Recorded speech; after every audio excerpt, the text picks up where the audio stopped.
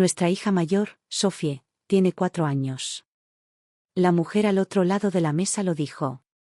Su voz sonaba tranquila. La cuchara en su mano ni siquiera temblaba. La miré. Victoria Lovell. Un nombre que conocía desde hacía 5 años. Un rostro que solo había visto en fotos granuladas. En persona, su ambición era una presencia física. Estaba sentada entre nosotras, más grande que su barriga de embarazada. Lo sé, dije. Mi propia voz sonaba distante. Estábamos en un café de Newbury Street. Olía a café y a dinero tranquilo. Afuera, la vida seguía. Adentro, la mía se estaba desmantelando. Levantó la barbilla. Un destello de algo. ¿Molestia? Esperaba lágrimas. Yo no tenía ninguna para derramar. No te quiere, continuó. Un hecho, expuesto como un argumento legal. Hace mucho que no te quiere. 25 años de matrimonio. Borrados por un secreto de 4 años. Miré fijamente mi café frío. El amor es un lujo, Victoria. Entonces, ¿lo dejarás ir? Eso era todo. El motivo de la reunión. Quería el nombre. El título. La legitimidad que yo llevaba como un abrigo que ella intentaba quitarme de encima. Quieres ser justo, dijo, reclinándose. La imagen de la confianza. Pero la empresa está sobreapalancada. Ha asumido mucha deuda para la expansión. No hay mucho efectivo líquido. La mentira. La que habían preparado durante años.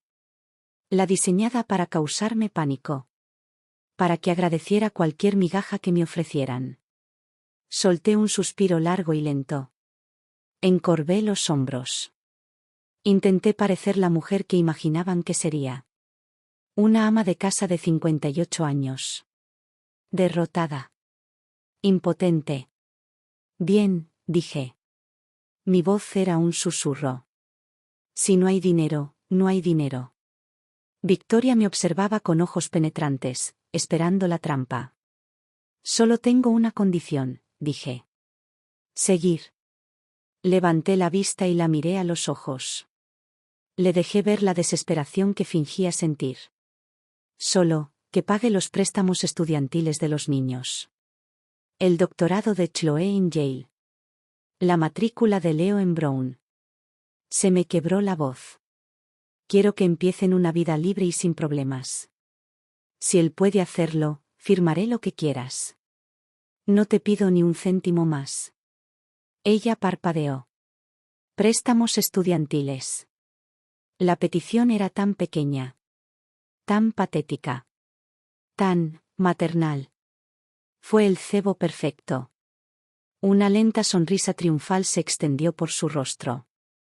Había ganado. Así de fácil. Estoy segura, dijo ella, mientras buscaba su bolso, que eso se puede arreglar. Ella salió del café sin mirar atrás. Me quedé. La vi desaparecer entre la multitud de Boston. Creyó que estaba cerrando un capítulo. Estaba llegando a la primera página. El periodo de reflexión de 90 días para el divorcio era mi reloj. Y apenas comenzaba a correr. La llave giró en la cerradura a las 6 en punto. Un hombre de costumbres.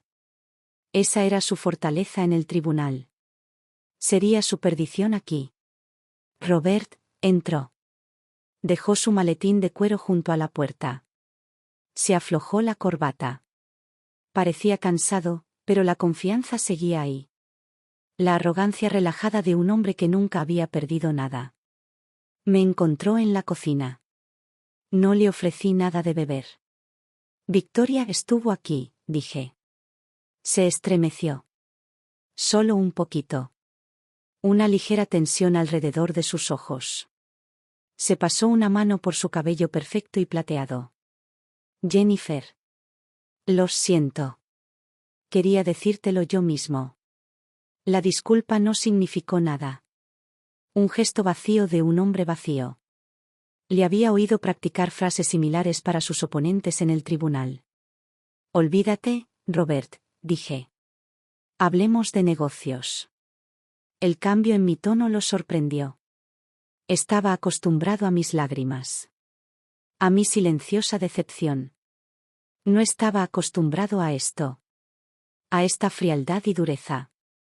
Se recuperó rápidamente. Claro. Te habló de las finanzas de la empresa. Es un mal momento. Tengo las manos atadas. Lo sé, dije. Así que tengo una solución. Esperó, ahora cauteloso. Vende la casa, le dije. Y el piso en Back Bay. Son los únicos bienes a nombre de ambos. Usa el dinero para pagar las deudas de los niños. Lo que quede, me lo quedo. Una ruptura limpia. Me miró fijamente. La mente de su abogado daba vueltas, calculando. Casi podía ver cómo giraban los engranajes. Vio a una mujer cometiendo un terrible error. Una mujer que intercambiaba toda una vida de reclamaciones por una compensación rápida y emocional. Vio a una tonta. Y entonces, un alivio inundó su rostro. Un alivio puro y puro. Jennifer, dijo, con la voz cargada de falsa gratitud. Es, increíblemente justo. Para demostrarte mi buena fe, añadiré otros 200.000. Para ayudarte a instalarte.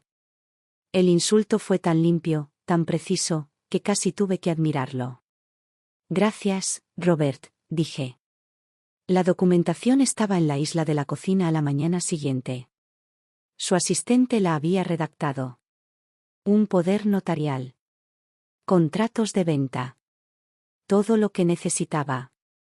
Los firmó sin pensarlo 2 veces. Su firma, un garabato seguro y arrogante, me dio las llaves de su reino. Creyó que estaba firmando sus papeles de liberación. Tomé la pesada pila de documentos de su mano. Acababa de armar a su enemigo. La guerra había comenzado. No, esperé. A la mañana siguiente, hice la llamada. Mi agente se especializaba en ventas rápidas y discretas. No me hizo preguntas cuando le dije el precio. 15% por debajo del precio de mercado, dije. Quiero compradores al contado. Quiero cerrar la venta en 2 semanas. Los encontró en 3 días. Mientras se redactaban los contratos, cometí un error. Busqué. Una cuenta prepago, una búsqueda rápida. Victoria Lovell. Su Instagram era público. Había una foto. Profesional. En blanco y negro. Ella, recortada contra una ventana, acunando su vientre. El pie de foto, esperándote. El primer comentario fue de Robert. Lo mejor está por venir. Le daré el mundo a nuestro bebé. Las palabras me quemaron. Cualquier atisbo de piedad que me quedara se extinguió. Cerré el teléfono. Mi determinación estaba ahora forjada en hielo. 2 semanas después, se cerró la venta. El dinero, una asombrosa suma de 8 cifras, llegó a la cuenta de depósito en garantía a las 9:15 de la mañana.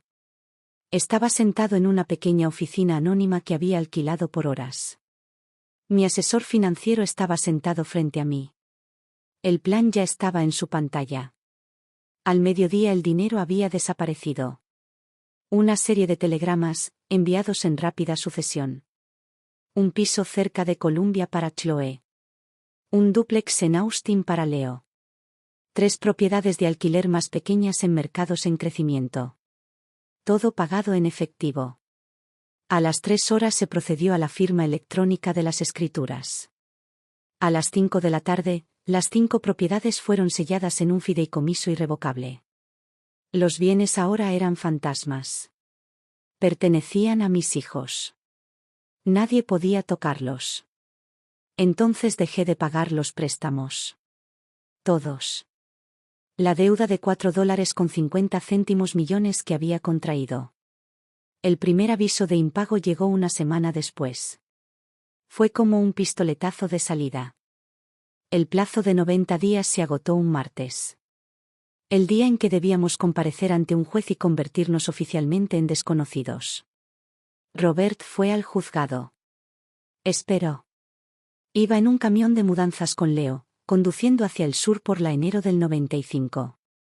Nuestras últimas cosas estaban en la parte de atrás. Mi antigua vida estaba en el pasado. Exactamente a las 10 de la mañana, me detuve y llamé a mi abogado. He cambiado de opinión, le dije.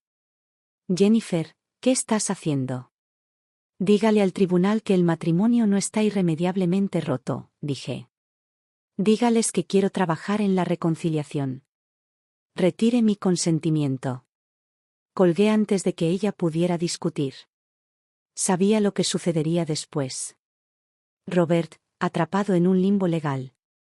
Los bancos, con la paciencia agotada, centrarían toda su atención en la única persona que pudieron encontrar.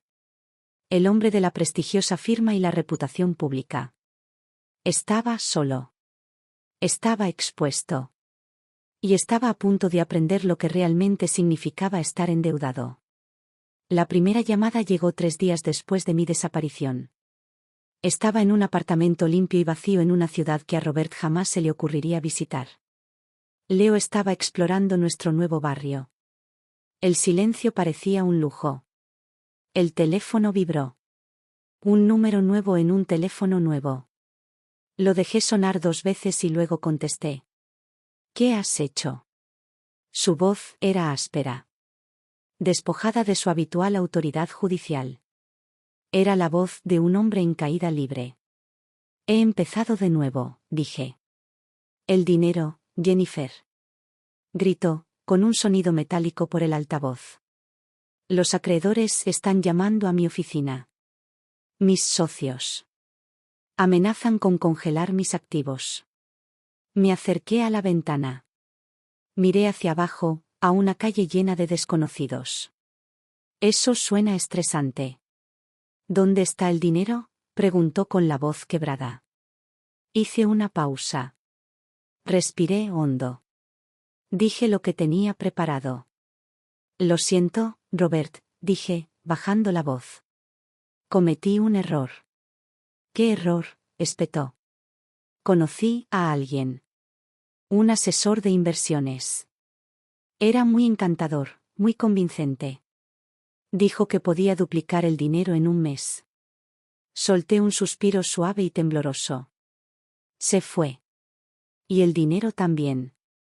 El silencio al otro lado era absoluto. Casi podía sentir su rabia vibrando a través del teléfono.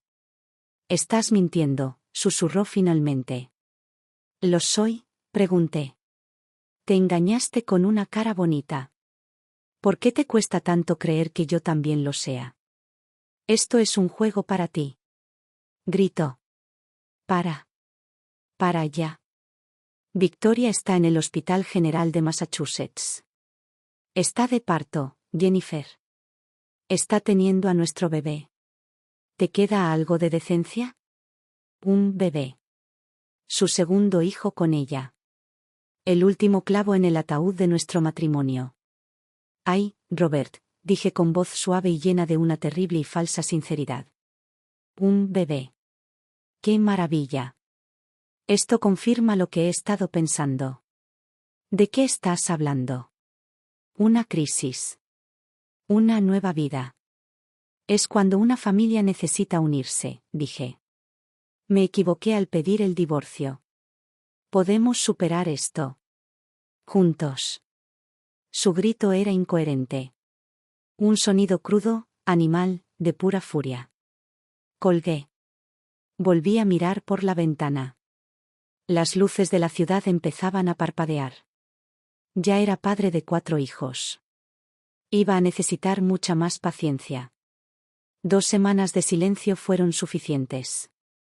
El impacto inicial estaría desapareciendo para Robert. La prolongada y agobiante presión de la deuda se haría sentir. Era hora de regresar a Boston. Hora de apretar las tuercas. Reservé un vuelo desde Portland.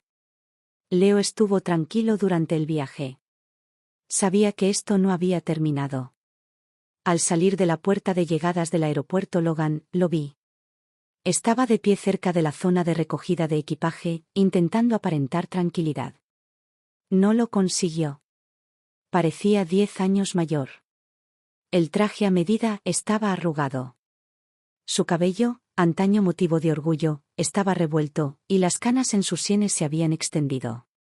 Parecía un hombre atormentado por fantasmas que solo él podía ver. Jennifer. Su voz era seca y áspera. Robert, respondí. Mi tono era sereno. Leo le dedicó un breve asentimiento y luego dio un paso decidido para ponerse detrás de mí. Los ojos de Robert brillaron de dolor ante el rechazo de nuestro hijo. Lo ignoró. Estaba demasiado desesperado. Has vuelto, dijo, afirmando lo obvio. Por ahora. Bajó la voz, con un tono frenético en sus palabras. La historia que me contaste. Por teléfono. No era verdad, ¿verdad? Dime que no perdiste el dinero. Dime que lo tienes. Lo miré. El hombre que una vez amé. Ahora, un extraño con el que estaba en guerra. No hay dinero que tener, Robert, dije con calma. Se acabó. ¿Qué significa eso? Preguntó. ¿Qué hiciste con él? Lo invertí, dije. ¿Invertido? ¿Dónde? Marqué mentalmente los puntos. El doctorado de Chloe en Harvard. Un fondo semilla para la idea de negocio de Leo. Entradas para apartamentos para ambos, uno en Cambridge y otro en Nueva York. Un fondo de seguridad. Un futuro. Dejé que las palabras calaran hondo. Unos pocos millones no alcanzan para tanto como crees, Robert. No cuando estás asegurando la vida que siempre se suponía que debíamos darles. Me miró fijamente. La última pieza del rompecabezas encajó en su lugar tras sus ojos. La desesperación dio paso a algo más. Asombro. Y miedo. Esto no fue un crimen pasional. Fue una ejecución premeditada. Lo planeaste tú, susurró. Tuve 5 años para pensarlo, dije. Me ajusté la correa del bolso al hombro, lista para irme. Cometiste un error, Robert. Viste a una esposa. Deberías haber visto a tu pareja. Me di la vuelta y me alejé. Leo se puso a mi lado. No miré atrás. No hacía falta. Podía sentir su mirada fija en mí, observándome mientras desaparecía entre la multitud, llevándome a nuestros hijos, nuestro futuro y su última esperanza. Victoria me llamó una semana después de mi regreso. Su voz era débil y quebradiza. Necesitamos hablar, dijo. Lo sé. Elegí el lugar. El mismo café de Newbury Street. Quería que recordara cómo se sintió la primera vez. Cuando ella era quien tenía todas las cartas. Se veía terrible. La abogada segura de sí misma había desaparecido. En su lugar había una madre primeriza cansada y con ojeras. El bebé y mi esposo la estaban agotando. ¿Cuál es tu número, Jennifer?, preguntó, omitiendo las bromas. ¿Qué necesitas para firmar los papeles y marcharte? Sonreí. Una sonrisa de verdad esta vez. ¿Un número? ¿Sigues pensando que se trata de un número?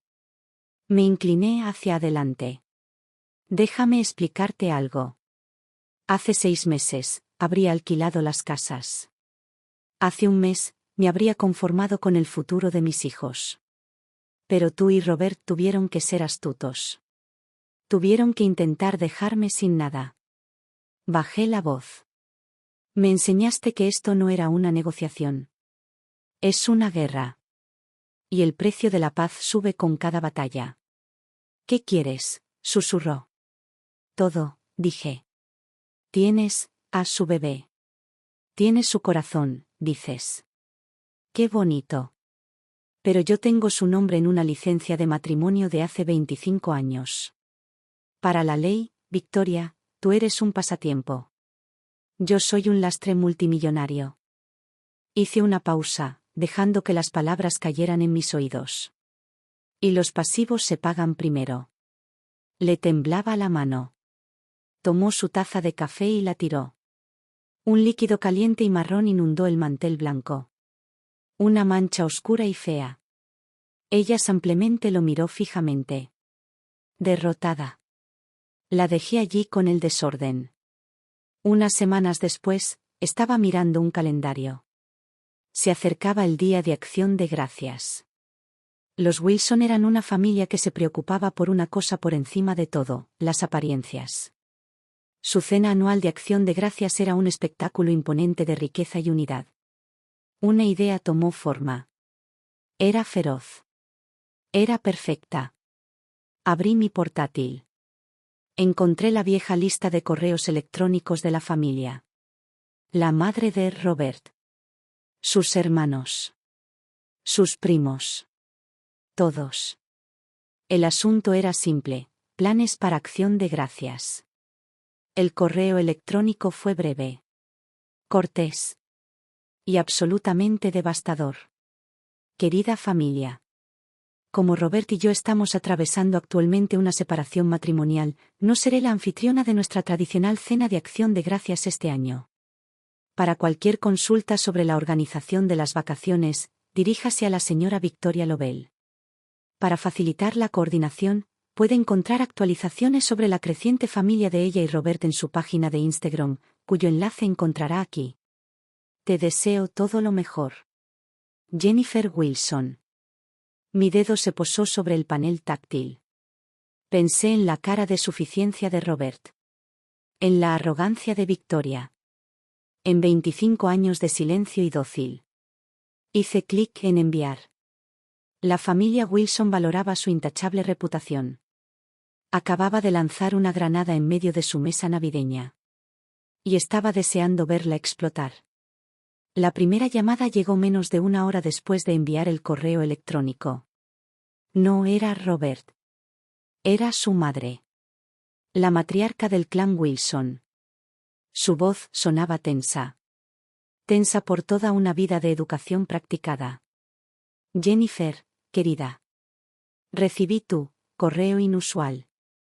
Seguro que ha habido algún malentendido. No me malinterpretes, Carol, dije. Usar su nombre de pila fue un pequeño acto de rebeldía. La había llamado Madre Wilson durante 25 años. Debes retractarte, insistió. Piensa en la reputación de la familia. Piensa en los niños. Estoy pensando en los niños, dije. Los 4. Por cierto, ¿cómo está tu nueva nieta?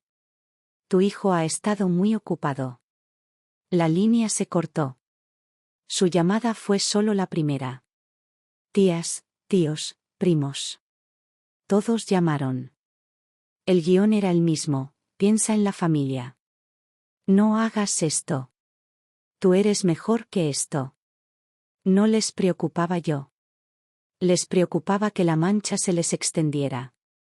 Les pedí que todos se fueran al buzón de voz. Robert me encontró 3 días después. Estaba esperándome afuera de la oficina de mi nuevo abogado en el centro. Parecía enfermo.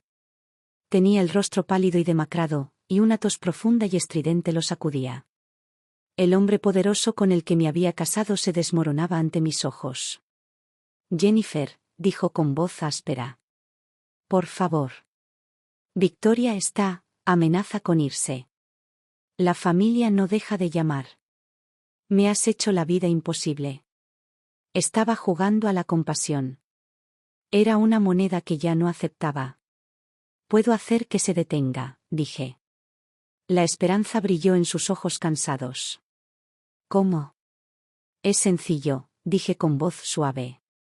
Quería que se inclinara a matarlo. Paga la deuda. Toda. Y cede la casa donde vive Victoria. Ponla a mi nombre. Se quedó boquiabierto. ¿Qué? No puedo hacer eso. Esa es su casa. Sus hijos. Se acostó con mi marido durante 5 años, dije, con la voz helada. Puede pagarlo con su casa. No, dijo, negando con la cabeza. No puedo. Cualquier cosa menos eso. Él seguía intentando protegerla. Después de todo, una parte de él aún le era leal. De acuerdo, dije encogiéndome de hombros. Retrocedí un paso, lista para irme. Entonces tendré que seguir comprando propiedades. Parecía confundido. ¿De qué estás hablando? Mi primo lleva un año intentando vender una casa, dije. Le dije que se la quitaría de encima. Firmaremos un pagaré la semana que viene. Sin bancos involucrados. Solo más deuda para nuestro patrimonio conyugal. Dejé que la amenaza flotara en el aire entre nosotros. Cada vez que me dices que no, Robert, dije suavemente, el precio sube. Me di la vuelta y me alejé, dejándolo en la fría acera de Boston, tosiendo en su puño. Creyó que estaba tomando una decisión. Protegiendo a una mujer de otra. Estaba equivocado.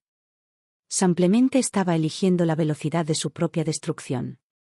Él me demandó. La citación llegó un lunes por la mañana, entregada por un notificador con rostro adusto. Un sobre grueso y pesado lleno de declaraciones legales. No me sorprendió. Solo me sorprendió que le tomara tanto tiempo. Leí los documentos en mi nueva mesa de cocina, con una taza de café enfriándose a mi lado. No iba a pedir el divorcio. Eso requeriría demostrar que nuestro matrimonio estaba roto, y yo ya había bloqueado legalmente esa vía. No, esto era diferente. Me demandaba por incumplimiento de mi deber fiduciario. Por administración financiera imprudente. Por endeudarme intencionalmente para destruir nuestro patrimonio conyugal. Quería que un juez declarara ilegales mis acciones. Quería la facultad de deshacer los fideicomisos. Liquidar los bienes de mis hijos. Recuperarlo todo. Fue una jugada inteligente y cruel. Y fue la última. Hice una lista de los mejores abogados de derecho familiar de Boston. Empecé a hacer llamadas. La secretaria del primero fue muy amable. Lo siento, señora Wilson, pero el señor Albrecht tiene un conflicto de intereses. La segunda empresa ni siquiera me devolvió la llamada. Para la quinta llamada, el patrón estaba claro. Podía percibir el miedo en las voces de sus asistentes. Las excusas educadas. Conflicto de intereses. Una agenda saturada. No aceptaban nuevos clientes. Nadie se atrevería a intervenir en este caso. Nadie en Boston iría a la guerra contra Robert Wilson. Él había construido la junta directiva y había comprado a todos los jugadores. Me había dejado completa y absolutamente solo. Esa noche, abrí una caja que llevaba 25 años sellada. Dentro, envuelta en papel de seda, estaba mi ropa vieja. La ropa de la mujer que fui. Saqué un traje gris oscuro. Una blusa de seda. Los tacones con suela de cuero que me había comprado el día que aprobé el examen de abogado. La tela se sentía extraña contra mi piel. Rígida. Implacable. Era una armadura. Había olvidado cómo se sentía. Me paré frente al espejo. La mujer que me miraba no era la ama de casa cansada de Wellesley. Su mirada era diferente. Más aguda. Más fría. Tenía arrugas en el rostro, pero no eran de cansancio. Eran de determinación. Había olvidado con quién se casó. Había olvidado a la mujer que se graduó como la mejor de su clase en la Facultad de Derecho de Boston. La que había editado la revista de Derecho. La que una vez fue más prometedora que él. Era hora de presentarse nuevamente.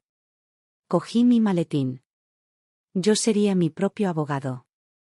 El Tribunal de Familia y Sucesiones del Condado de Suffolk no había cambiado en 25 años. Todavía olía a papel viejo, cera para pisos y desesperación silenciosa. Pero al entrar esta vez, no sentí miedo.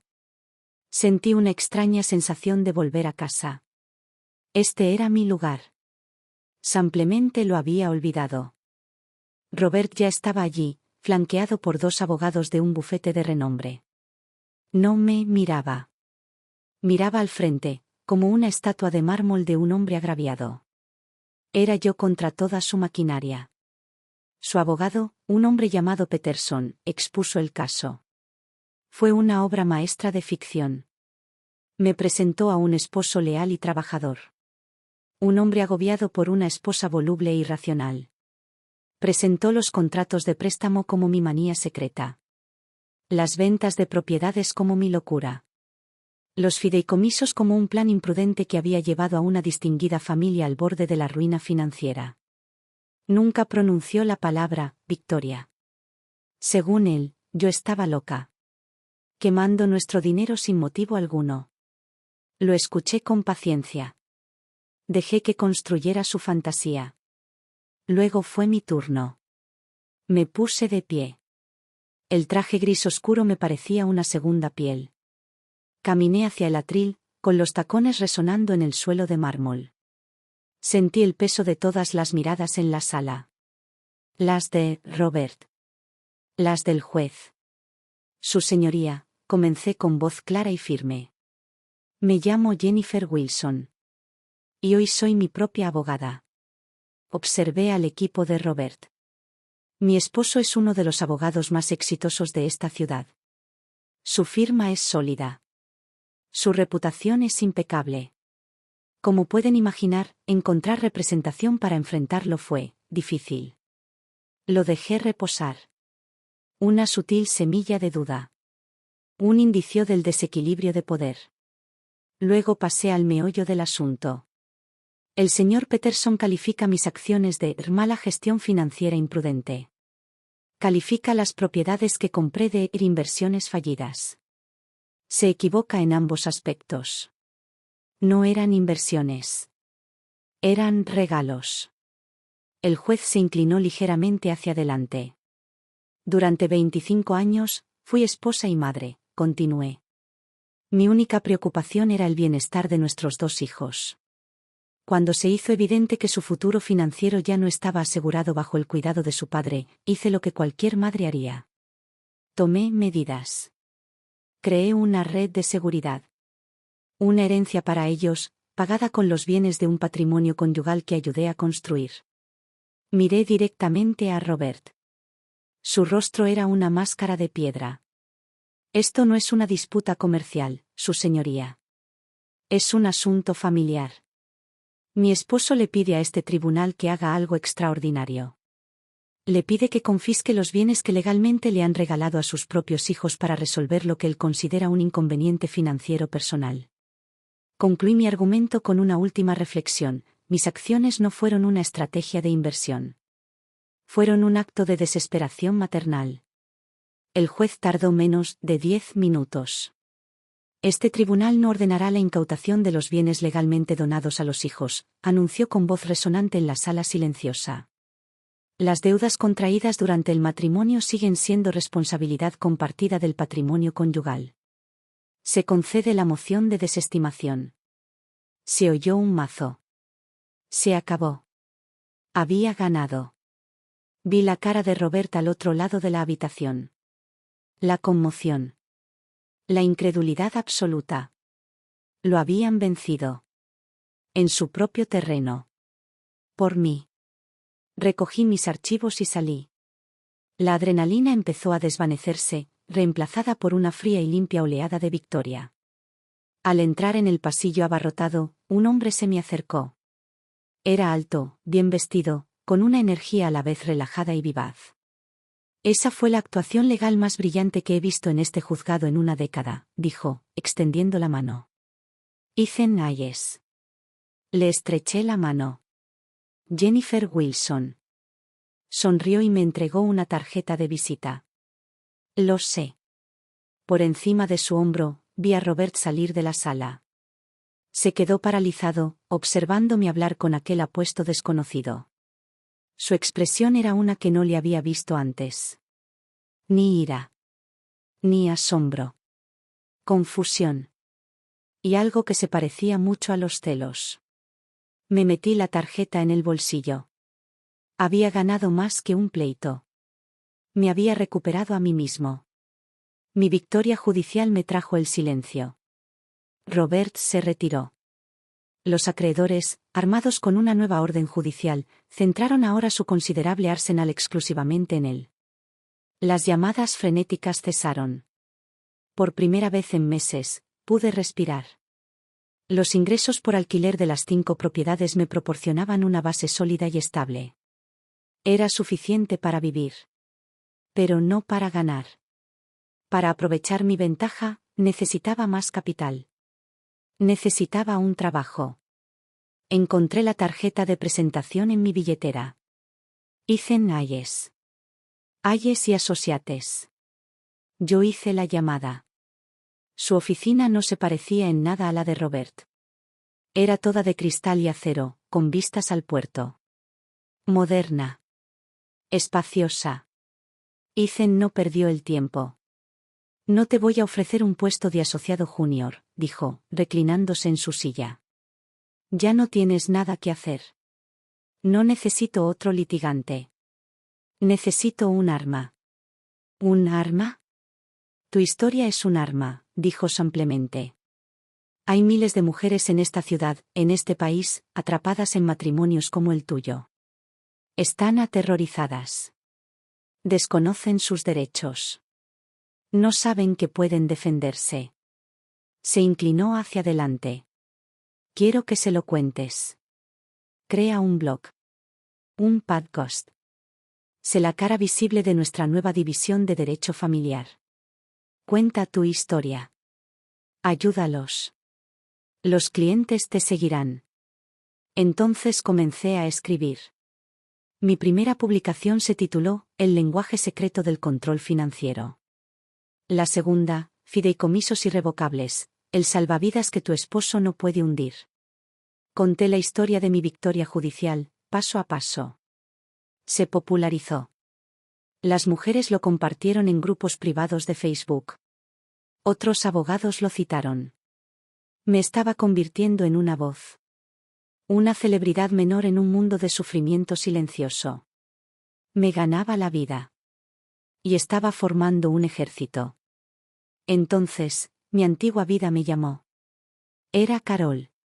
La madre de Robert. Jennifer, empezó, con la voz impregnada de una calidez forzada. Cumplo 70 años el mes que viene. Voy a dar una pequeña fiesta en casa. Mi único deseo es ver a mi nieto. Me quedé en silencio.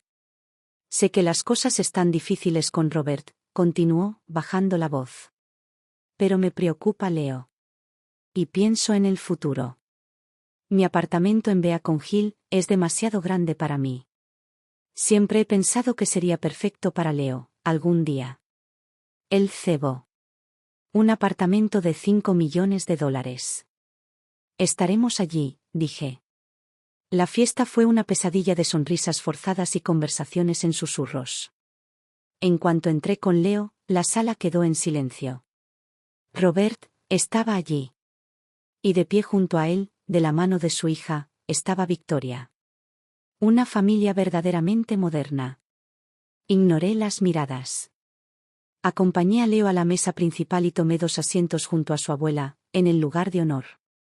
Durante el brindis, mientras todos levantaban sus copas a la salud de Carol, me incliné hacia ella. Carol, querida, dije, en voz apenas lo suficientemente alta para que toda la mesa la oyera. Leo y yo nos conmovimos muchísimo con tu llamada. Se emocionó muchísimo cuando le dije que esta noche anunciarías que le regalarías oficialmente tu apartamento en Beacon Hill para su cumpleaños. Un tenedor cayó al plato. Carol palideció.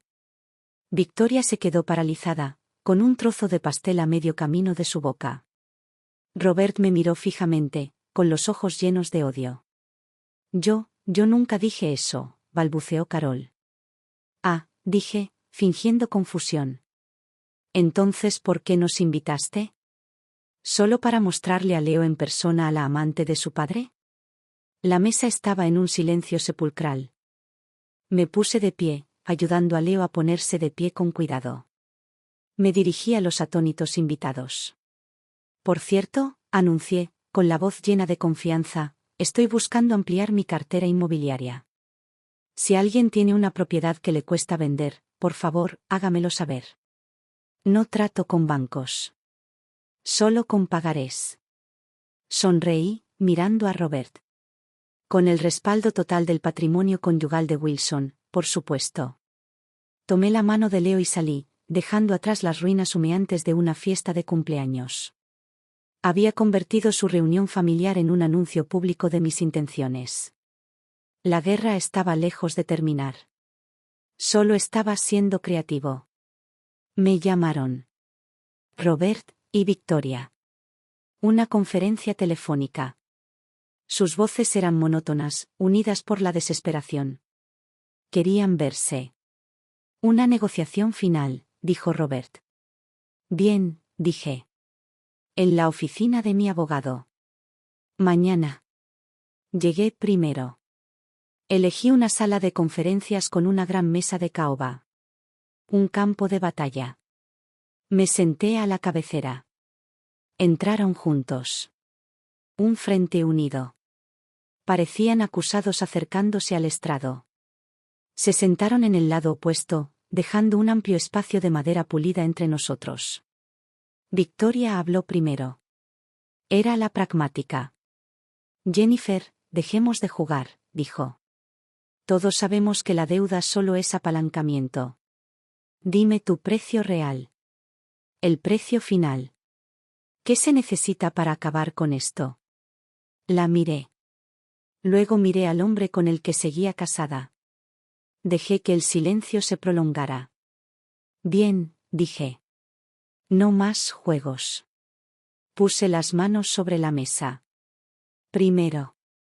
Toda la deuda de $4,5 millones está saldada. Hasta el último centavo.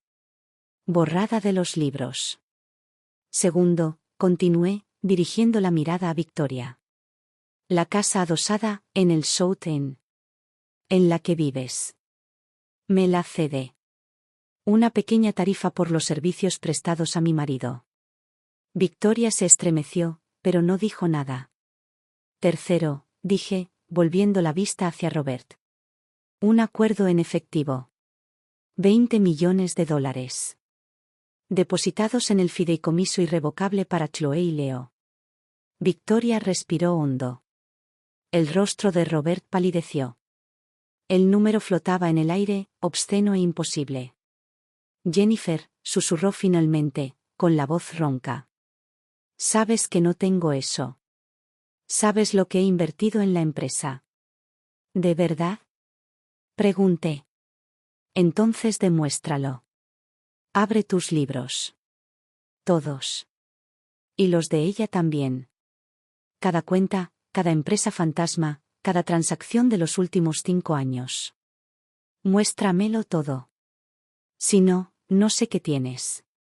Me incliné hacia adelante. Y si tuviera que adivinar, el precio podría ser de 30 millones el mes que viene. Jennifer, Robert negó con la cabeza, con una expresión de genuina y triste confusión en el rostro. ¿Cómo llegaste a ser esta persona? Casi me reí. Lo has entendido al revés, Robert, dije. Así era yo siempre. ¿La mujer tranquila y agradable con la que viviste 25 años? Esa era la actuación. Me puse de pie. La reunión había terminado. Espero tu decisión en una semana. Me detuve en la puerta y me volví para mirar a Victoria. Y deberías pensar en tus hijas, dije. Sophie debe de empezar pronto la escuela. Sería una pena que los padres de sus nuevos compañeros descubrieran que su certificado de nacimiento es complicado. Arregla esto. Por su bien. Salí sin esperar respuesta. Había expuesto mis condiciones. Había amenazado. Los tenía acorralados.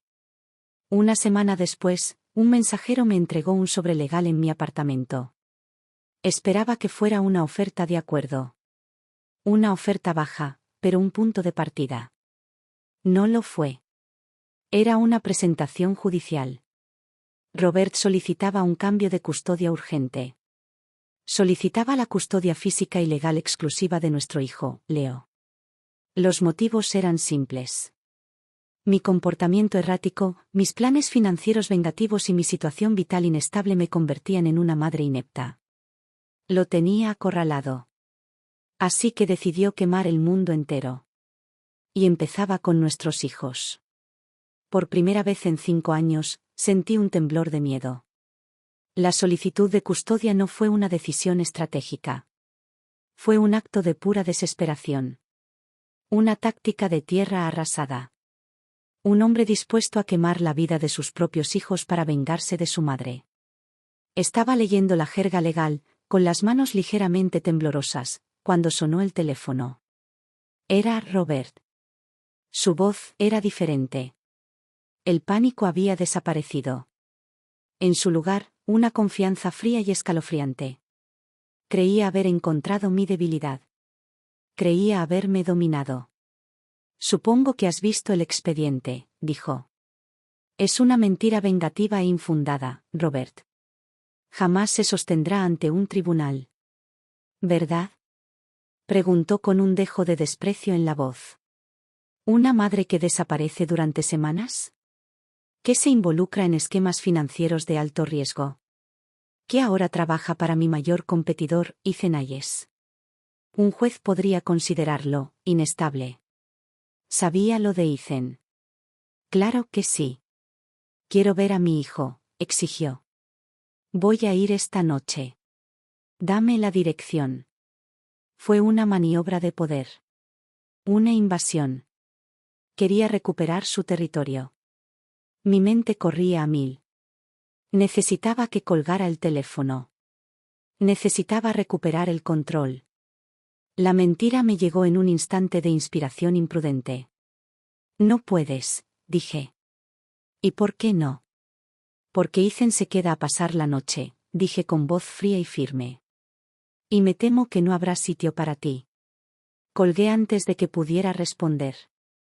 El corazón me latía con fuerza. Era un farol descabellado y estúpido. Un momento después, mi teléfono volvió a sonar. El identificador de llamadas era Ethan Hayes. Sentí náuseas. Respondí, ¿hola? Jennifer, dijo Ethan con voz tranquila, pero con un toque de confusión. Acabo de recibir una llamada bastante peculiar de Robert Wilson. Me sugirió, con un lenguaje muy creativo, que me largara de tu apartamento. Hubo una pausa. ¿Te importaría decirme qué está pasando? Mi apartamento estaba en una zona de la ciudad aún en desarrollo. 20 minutos después, estábamos sentados en un banco de cemento bajo un paso elevado de la autopista, comiendo tacos del único food truck en kilómetros a la redonda. Fue la cita más extraña que jamás había tenido. Ethan había llegado a mi edificio, pero no había entrado. Se subió a mi felpudo, se tomó una foto de sus zapatos y se la envió a Robert. El pie de foto decía, me voy. Es toda tuya. Fue un movimiento tan audaz, tan en perfecta sincronía con mi propio estilo de guerra, que me quedé sin palabras. Ahora, bajo el zumbido de las farolas, me miró. Entonces, Robert cree que nos acostamos.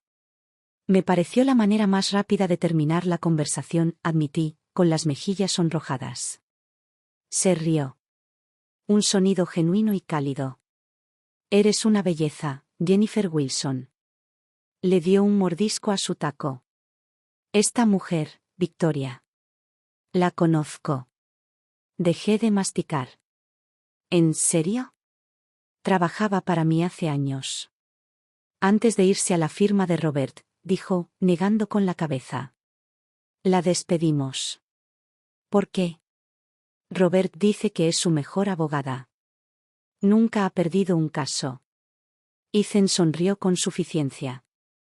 Nunca ha perdido un caso porque solo acepta a los que sabe que no puede perder. Es una buitre, Jennifer, no un tiburón. Se dedica a atacar a las presas heridas. En cuanto un caso se complica o requiere una pelea seria, encuentra la manera de llegar a un acuerdo o de dejarlo pasar. Me miró con expresión seria. No es una abogada brillante. Es una abusadora a la que le aterra una pelea de verdad. Nunca lo olvides. La información me invadió. Era una clave. Un arma. Todo este tiempo, había estado luchando contra el mito de una mente legal invencible. El ataque desesperado de Robert me había proporcionado una manera de desmantelar su activo más valioso. La información de Ethan cambió las reglas del juego. Rebajó a Victoria de una estratega experta a una matona común. Y los matones, lo sabía, solo tienen poder si les tienes miedo. Ya no tenía miedo. La demanda de custodia de Robert se estancó. Sus abogados sabían que era una batalla perdida, una táctica desesperada que solo lo haría quedar peor ante un juez. Mientras tanto, mi blog despegó. Recibía docenas de correos electrónicos al día de mujeres que querían defenderse. Tenía una nueva carrera. Un nuevo propósito. Tenía impulso. Entonces, Robert llamó. La fría confianza desapareció de nuevo, reemplazada por un profundo y agotador agotamiento. Es mi madre, dijo con voz apagada. Está en el hospital. Se calló. No está bien. No dije nada. Pregunta por ti, continuó. Ha despedido a 3 enfermeras. Dice que le roban. No deja que nadie la ayude. Respiró entrecortadamente. Jennifer, te lo ruego. ¿Qué me estás rogando, Robert? ¿Que me haga la nuera obediente de una mujer que te ignoró mientras destruías a nuestra familia? Lo hará, dijo, con las palabras atropelladas. El apartamento de Beacon Hill. Se lo cederá a Leo. De verdad esta vez. Conseguiremos abogados, un notario, lo que sea necesario. Una transferencia de escritura limpia. Aún no había terminado. Y te pagaré. Un sueldo. 30.000 al mes. Para que te ocupes de su cuidado. Por favor, Jennifer. No tengo más opciones. No se trataba de piedad. Era una transacción comercial. Un activo multimillonario y un flujo de ingresos constante. Que tu abogado redacte los documentos del traslado, dije. Estaré en el hospital mañana a las 10. Llegué al Hospital General de Massachusetts a las 10 en punto. Carol parecía pequeña y frágil contra las sábanas blancas y almidonadas del hospital. Sin embargo, su mirada era tan penetrante como siempre. No perdí el tiempo en palabras amables. Saqué los documentos legales de mi maletín. Hola, Carol, dije. Tengo los papeles del apartamento. El abogado de Robert ya los revisó. Solo necesitamos tu firma y el sello del notario. Una vez hecho esto, llevaré a Leo a verte esta tarde. Me miró fijamente, con la boca en una fina línea de desaprobación. Siempre fuiste fría, Jennifer. Soy práctico, respondí. Esto es una transacción. Tú quieres a tu nieto. Yo quiero asegurar su futuro. Así de simple. Su mano temblaba cuando tomó el bolígrafo. En ese momento, la puerta de la habitación se abrió. Victoria estaba allí de pie, con una sonrisa brillante y falsa en el rostro. A su lado había una mujer de rostro amable con uniforme de enfermera. Madre Wilson, dijo Victoria con voz alegre. Estaba muy preocupada. Traje a una maravillosa enfermera privada para que la ayudara. Estaba aquí para interferir. Para detener la transferencia de activos. Vio los papeles en mi mano y un destello de triunfo cruzó su rostro. No discutí. No levanté la voz. Simplemente empecé a guardar los documentos en mi maletín. ¿Qué estás haciendo?, preguntó Carol, con voz repentinamente llena de pánico. Me puse de pie y la miré.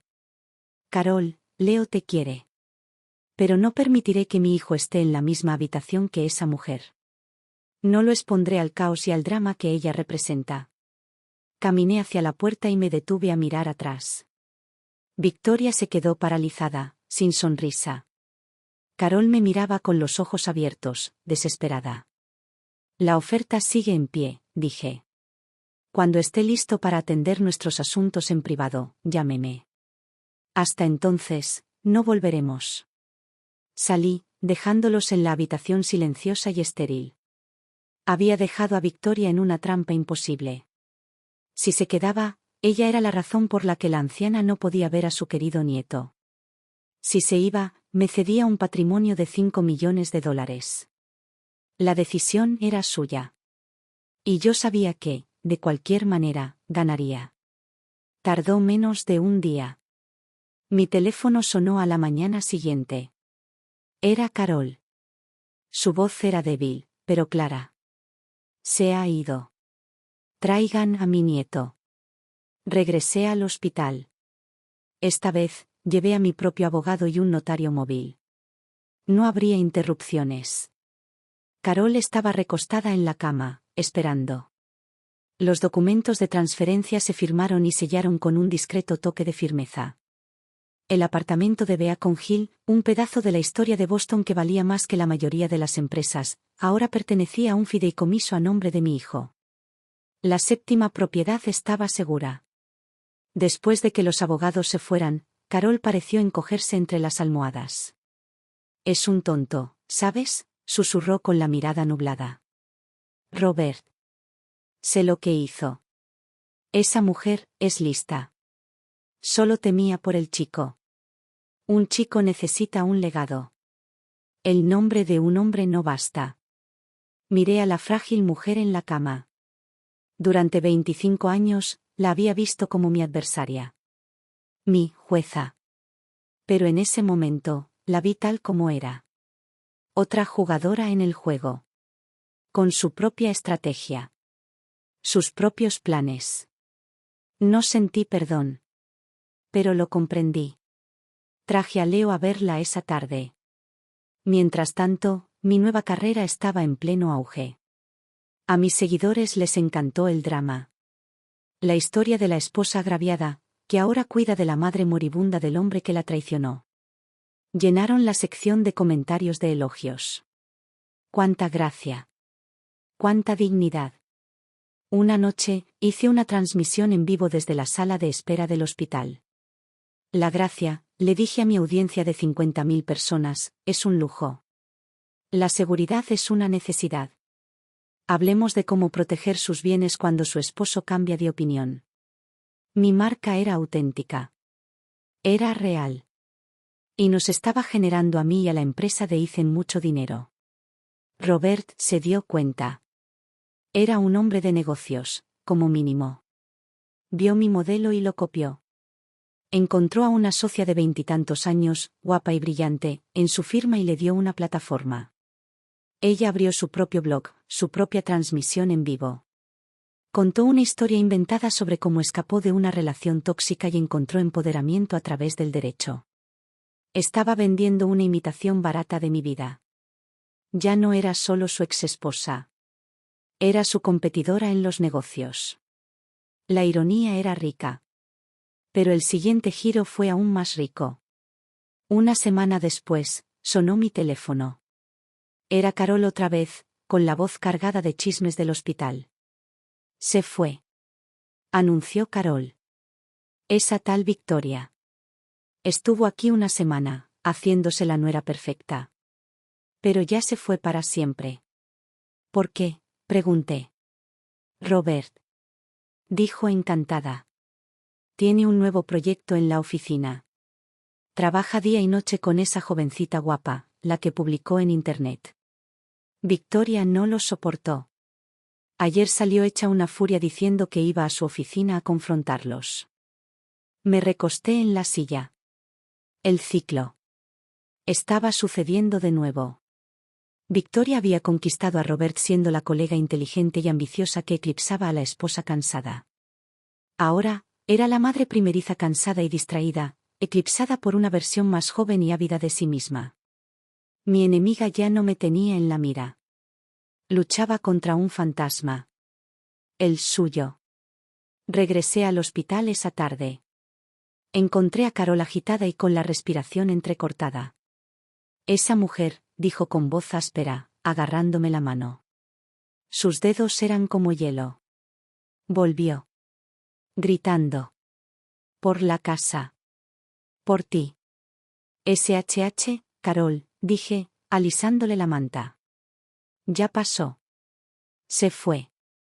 Bien, susurró. Sus ojos, nublados por la edad y la medicación, parecieron aclararse por un momento. Me miró. El niño. Leo. Ya está a salvo. Tú los salvaste. Su agarre se aflojó. Dejó escapar un suave suspiro, una liberación final. La línea del monitor cardíaco junto a su cama, que había estado saltando erráticamente, se detuvo. Y luego, se apagó. Una alarma penetrante y monótona llenó la habitación. Por un instante, me quedé allí paralizado. 25 años. Un cuarto de siglo. Una historia compartida de vacaciones, cumpleaños y amargos resentimientos. Todo, desaparecido. Las enfermeras entraron corriendo. Retrocedí un paso. Saqué mi teléfono. Mi primer instinto fue llamar a Robert. La línea estaba ocupada. Mi segundo instinto fue llamar a la única persona con la que sabía que podía contar. Ethan contestó al primer timbre. Se ha ido, dije con voz hueca. Carol. Se ha ido. Respiré hondo. ¿Puedes recoger a Leo del colegio? No quiero que venga. No así. Estoy en camino, dijo sin dudarlo. Robert y Victoria irrumpieron en la habitación justo cuando los médicos hacían el anuncio oficial. Vio a su madre, quieta y silenciosa en la cama, y un grito gutural de dolor brotó de su garganta. Se desplomó de rodillas a su lado. Los ojos de Victoria, enrojecidos y desorbitados, recorrieron la habitación y se posaron en mí. Vio su oportunidad. Fuiste tú. Chilló, señalando con un dedo tembloroso. Tú hiciste esto. Viniste y la molestaste con tus planes. Le contaste lo de la deuda, las casas. El impacto fue demasiado. La mataste. Robert levantó la vista de la cama, su rostro era una máscara de dolor y rabia pura y sin diluir. Se abalanzó sobre mí. Tú, gruñó, agarrándome los brazos. Su fuerza era brutal. Tú hiciste esto. Me arrastró hacia la cama. Hacia el cuerpo de su madre. Arrodíllate, me ordenó con un gruñido bajo. Le demostrarás respeto. Me obligó a tumbarme sobre el frío y duro suelo de linóleo. El dolor en las rodillas era intenso, pero la humillación era aún más intensa. Intentaba doblegarme. Obligarme a volver a mi papel de esposa sumisa. Arrodíllate, repitió, mientras su mano agarraba la parte de atrás de mi cuello. Justo cuando intentaba bajarme la cabeza, la puerta se abrió. Era Ethan. Y justo detrás de él, con el rostro pálido de horror, estaba mi hijo. Papá, susurró Leo. Ethan no dudó. Cruzó la habitación en dos zancadas, apretando la muñeca de Robert con fuerza. Suéltala, Robert, dijo con voz serena. Ya basta. La visión de su hijo, de su rival, rompió el hechizo. La rabia de Robert se desvaneció, reemplazada por una oleada de vergüenza. Me soltó y retrocedió tambaleándose. Me puse de pie de un salto y abracé a Leo, protegiéndolo de la escena. La habitación estaba en silencio, pero llena de los restos de lo que acababa de ocurrir. Una mujer muerta en la cama. Un hombre destrozado a su lado. Una amante furiosa en un rincón. Un extraño protector montando guardia. Y un hijo que acababa de ver a su padre atacar a su madre. Robert había perdido a su madre hoy. Pero en ese momento violento, arrodillado en el frío suelo del hospital, supe que también acababa de perder a su hijo. Para siempre. Ethan nos guió fuera de la habitación del hospital. Mi brazo rodeaba a Leo, que estaba rígido por la conmoción. Ethan no dijo ni una palabra hasta que estuvimos en el silencio estéril del pasillo. Te llevaré a casa, dijo. No era una pregunta. El viaje fue silencioso. En mi apartamento, Ethan se aseguró de que estuviéramos dentro y de que la puerta estuviera cerrada antes de irse. Era un buen hombre, atrapado en la metralla de mi guerra. Leo finalmente habló, con voz débil. ¿Ese es papá ahora? Miré a mi hijo, pálido y desilusionado. Y en ese momento, supe que el juego tenía que terminar. El placer estratégico de mi venganza se había convertido en algo horrible y corrosivo. Estaba empezando a envenenar a mi hijo. Y no permitiría que eso sucediera. Había estado luchando por su futuro. Ahora, tenía que luchar por su presente. Esperé un día a que pasara el impacto inicial de la muerte de Carol. Luego llamé a Robert. Ya terminé, dije sin preámbulos. Firmaré los papeles del divorcio. Se quedó en silencio al otro lado. El silencio de un animal desconfiado y herido. Mis condiciones son las mismas, continué con voz monótona y profesional. Los 20 millones, la casa, la deuda saldada. Podemos tenerlo todo listo para fin de mes. Todo puede acabarse, Robert. Su respuesta fue una risa baja y amarga. ¿Ya terminaste? ¿Para qué puedas estar con él? ¿OMS? No te hagas la tonta conmigo, Jennifer, dijo con desdén. Hayes. Mi mayor rival. ¿Crees que voy a firmar un cheque tan grande para que puedas irte con él al atardecer? ¿Crees que voy a pagar por tu final feliz? Esto no tiene nada que ver con Ethan, dije, aturdida por la profundidad de su paranoia. Ni hablar. Rugió. ¿Quieres tu libertad? Nunca la tendrás. Seguiré casado contigo hasta el día de mi muerte antes de dejarte ser feliz con ese hombre. Él colgó. Me quedé mirando mi teléfono, y una fría revelación me asaltó. Había perdido la cabeza. Su orgullo, sus celos, ahora eran más poderosos que su deseo de libertad. Simplemente se había encerrado en la jaula que le había construido y había tirado la llave. Todo para fastidiarme. Unos días después, un mensaje de texto iluminó mi teléfono a altas horas de la noche. Era de Robert. Ella no para de gritar. Sobre el dinero. Sobre ti. Sobre la chica de la oficina. No puedo respirar. Las erratas, la falta de puntuación, era el mensaje de un hombre al límite de sus fuerzas. Su alianza con Victoria se había roto. Se estaba ahogando. A la mañana siguiente, sonó mi teléfono. Era Victoria. Su voz era irreconocible. La arrogancia, la ira, todo había desaparecido. Solo quedaba una calma hueca y sepulcral. Jennifer, dijo. Necesitamos hablar. Una última vez. Estaré allí, dije. El final del juego estaba aquí. Por cuarta y última vez, nos sentamos en la misma mesa. En el mismo café. Parecía una escena de obra, con los actores volviendo a sus puestos para el último acto. Victoria llevaba gafas de sol oscuras, incluso en la penumbra del café. Parecía que no había dormido en una semana. Había perdido el ánimo. Era un fantasma. Lo haré, dijo ella, con voz monótona y plana. ¿Hacer qué? Pregunté. Tu precio, dijo, subiéndose las gafas de sol. Tenía los ojos enrojecidos y vacíos. Los 20 millones. La casa. Te la consigo. Le daré todo lo que tengo si con eso firma los papeles y acaba con esto. Ella se estaba rindiendo. Una rendición total e incondicional. La miré, a esta mujer que había destruido mi vida, y no sentí nada. Ni compasión. Ni triunfo. Solo un vacío inmenso y frío.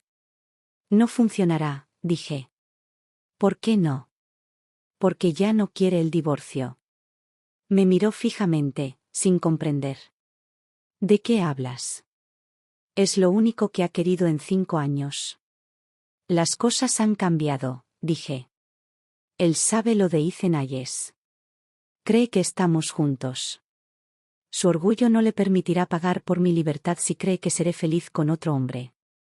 Prefiere seguir casado conmigo y arruinarse antes que darme eso. La verdad la golpeó como un puñetazo. Vi cómo la última esperanza se desvanecía de su rostro. El hombre por el que había sacrificado su integridad. El hombre al que le había dado 2 hijos. Ese hombre los había atrapado a ambos en una jaula que él mismo había creado, solo por despecho.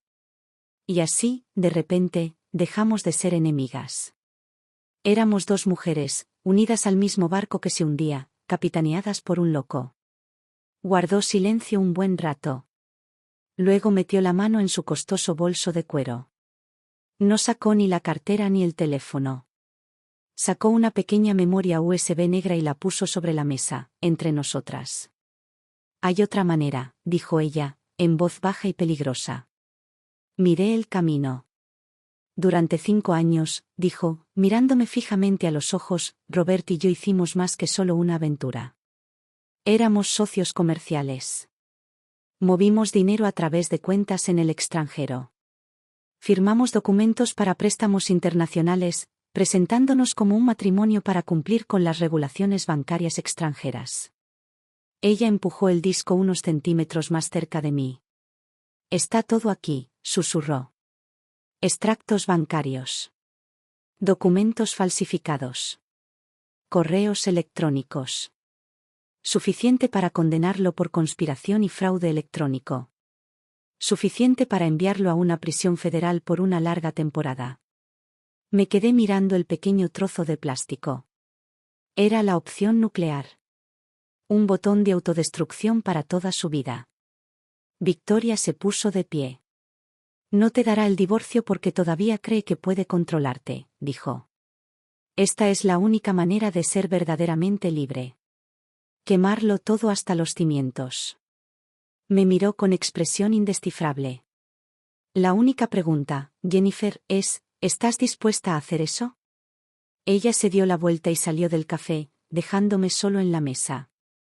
Ante mí estaba el movimiento final. El que pondría fin a la partida para siempre. ¿Estaba dispuesto a hacerlo? La memoria USB estuvo en la encimera de mi cocina durante 2 días. Era un agujero negro que absorbía toda la luz de la habitación. Prisión. La palabra resonó en mi mente. Ya no se trataba de dinero. Ni de casas, ni de orgullo, ni de venganza. Se trataba de un hombre enjaulado. El padre de mis hijos. ¿Podría lograrlo? ¿Podría ser yo quien lo pusiera ahí? Pensé en Chloe y Leo. Había estado luchando por darles un futuro. ¿Ese futuro se construiría sobre los escombros de la vida de su padre? La mujer que había iniciado esta guerra, la discreta ama de casa de Wellesley, habría dicho que no. Pero yo ya no era ella. No sabía quién era. No pude tomar esta decisión solo. Fui a la oficina de Ethan. No tenía cita. Pasé junto a su sorprendido asistente y entré directamente a su oficina, cerrando la puerta. Levantó la vista de su escritorio y su expresión pasó de la sorpresa a la preocupación. No dije ni una palabra. Simplemente coloqué la memoria USB sobre la superficie pulida que había entre nosotros. Victoria me dio esto, dije. Le conté todo. La negativa de Robert al divorcio. Sus celos paranoicos.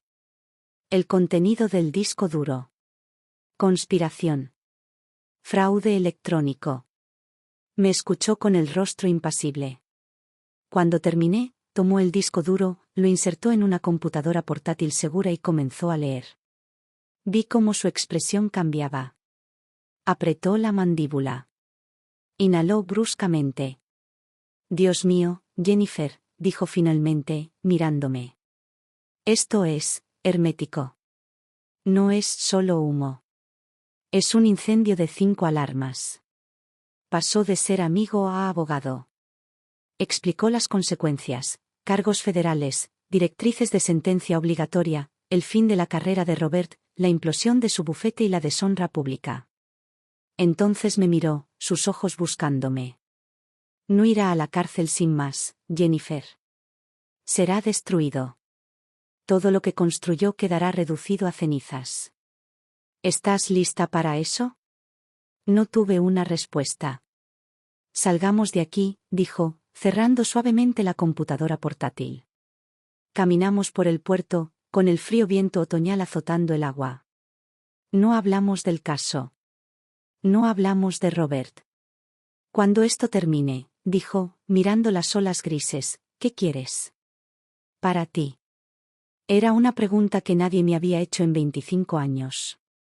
Una pregunta que había olvidado cómo responder. No lo sé, dije, sintiendo las palabras extrañas. No me he permitido pensar tan a futuro. Tal vez sea hora de que lo hagas, dijo. De vuelta en mi apartamento, el silencio pesaba con el peso de mi decisión. Mi teléfono vibró. Una notificación de mi feed web. Una nueva publicación del blog del joven socio de Robert. El titular fue un puñetazo en el estómago, cuando la avaricia de una madre pone a sus hijos en último lugar, análisis de la batalla por la custodia de Wilson. El artículo era un asesinato de carácter cruel y calculado, lleno de citas anónimas y medias verdades legales, que me pintaba como un monstruo codicioso e inestable que estaba traumatizando a su propio hijo por dinero. Era la voz de Robert, oculta tras un rostro joven y bonito. Estaba usando a nuestro hijo. A su propio hijo. Un peón en su estrategia de relaciones públicas. Cualquier vacilación, cualquier atisbo de duda, se desvaneció. El debate había terminado. Él nunca se detendría. Quemaría a nuestros hijos para calentarse. Él había tomado la decisión por mí. Cogí el teléfono y llamé a Ethan. Él respondió al primer timbre. Archívalo, dije. Mi voz sonaba tranquila. Era la calma de un fabricante de bombas que acaba de poner en marcha el cronómetro. Jennifer, ¿estás segura? Estoy seguro, dije. Quemarlo todo. Después de llamar a Ethan, no me quedaba más remedio que esperar. La decisión estaba fuera de mi alcance. La bomba estaba a punto de estallar. No tuve que esperar mucho tiempo. 2 semanas después, estaba preparando el desayuno para Leo. Mi teléfono vibró en la encimera. Una alerta del Boston Legal Chronicle. El titular era duro. Robert Wilson, destacado abogado de Boston, acusado de conspiración federal y fraude electrónico. Leí la primera línea, que mencionaba a un denunciante anónimo y un conjunto de pruebas digitales. Colgué el teléfono y seguí haciendo tostadas. Así que se hizo. El proceso legal fue un torbellino. Una máquina que, una vez en marcha, lo consume todo a su paso. Victoria, señalada como cómplice y quien enfrenta cargos federales, llegó a un acuerdo. Testificó contra Robert a cambio de una sentencia más leve. La defensa de Robert se derrumbó. La prueba en la memoria USB era una confesión digital. Irrefutable. Las sentencias se dictaron 6 meses después. 7 años en una penitenciaría federal para él. 18 meses en un centro de mínima seguridad para ella. El bufete Wilson y Associates, una institución de Boston, se desplomó. Los socios renunciaron. Los clientes huyeron. Ante la ruina, la junta directiva aceptó el plan de reestructuración del tribunal.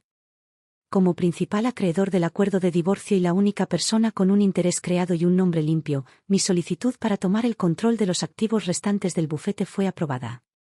Había ganado. Lo había conseguido todo. Mi victoria final no tuvo lugar en una sala de juntas, sino en una oficina tranquila y estéril del Departamento de Niños y Familias. Tras su encarcelamiento, Victoria fue suspendida temporalmente de su patria potestad. Como único tutor legal disponible, se me concedió la custodia de sus 2 hijas. Sophie, que ahora tiene 5 años, estaba a mi lado, de la mano de su hermana Isabelle, de 2. Me miró con los ojos muy abiertos y una pregunta que no sabía cómo formular. Había librado una guerra por mis 2 hijos. Ahora tenía 4. El peso de aquello era aterrador.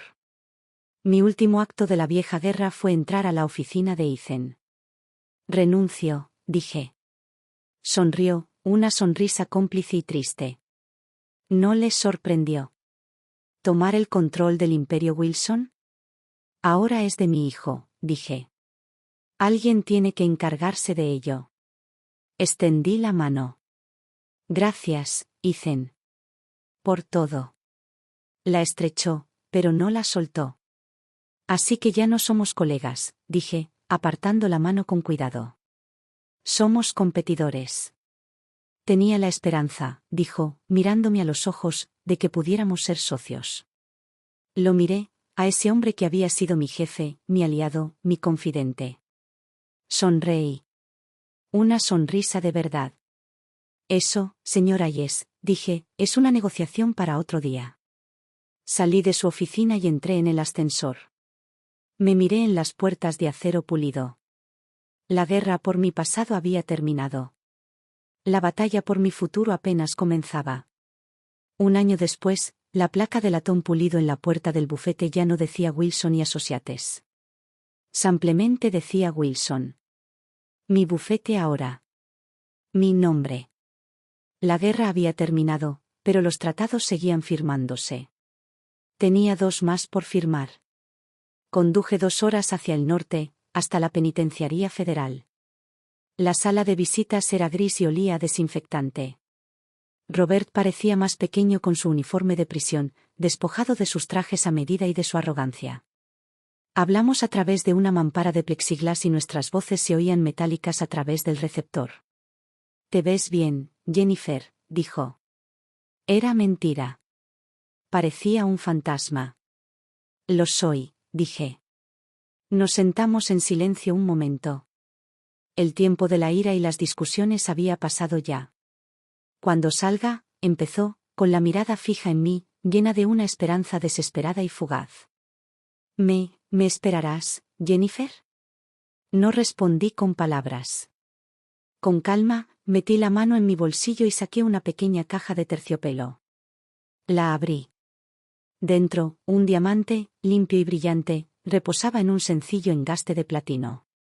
Mientras me observaba, con el rostro pálido, deslicé lentamente el anillo en mi dedo anular izquierdo. Me quedaba perfecto. «Lo siento, Robert», dije con voz suave pero definitiva. «Mi vida sigue adelante». Me levanté para irme. «Deberías concentrarte en salir de aquí», le dije, mirándolo por última vez. «Ahora tienes otras 2 hijas. Van a necesitar un padre. Sé mejor para ellas». Lo dejé allí, un fantasma en una habitación gris, finalmente obligado a enfrentarse a los estragos que había causado. Mi siguiente visita fue a un centro de reclusión para mujeres de baja seguridad a un estado de distancia. Victoria era aún peor. Era un espectro, delgada y frágil, con la mirada vacía. Simplemente estaba sentada allí, con la mirada perdida. Las palabras eran inútiles. Saqué mi teléfono, lo apoyé contra la mampara y reproduje un vídeo. Era de sus hijas. Isabelle lloraba después de recibir una vacuna, y Sophie, de 5 años, intentaba consolarla. Su carita reflejaba una profunda preocupación. Victoria solo oía el llanto de sus hijas en apuros. Su cabeza se levantó de repente y sus ojos brillaron de vida. «Escúchalos», dije con voz fría y dura. «Ahora están conmigo. Y si te pudres aquí, estarán conmigo para siempre. Recupérate. Sobrevive a esto. Sal de aquí. Y sé la madre que se merecen». Se abalanzó sobre el tabique, golpeando el cristal con las manos, gritando mi nombre. Maldiciéndome. Fue la vez que la vi más viva en un año. Supe entonces que lo lograría. 6 meses después, estaba sentada en una playa de Nantucket. El sol me calentaba la cara y el sonido de las olas era suave y constante. A la orilla, mis 4 hijos, Chloe, Leo, Sophie e Isabelle, construían un castillo de arena, sus risas se escuchaban en la brisa salada.